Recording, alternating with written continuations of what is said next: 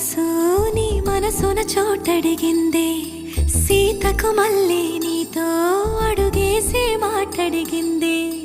నీకు నువ్వే గుండెలోనే అన్నదంతా విన్నాలే, అంతకన్నా ముందుగానే ఎందుకు అవునన్నాలే. ఇంక పైన నీకు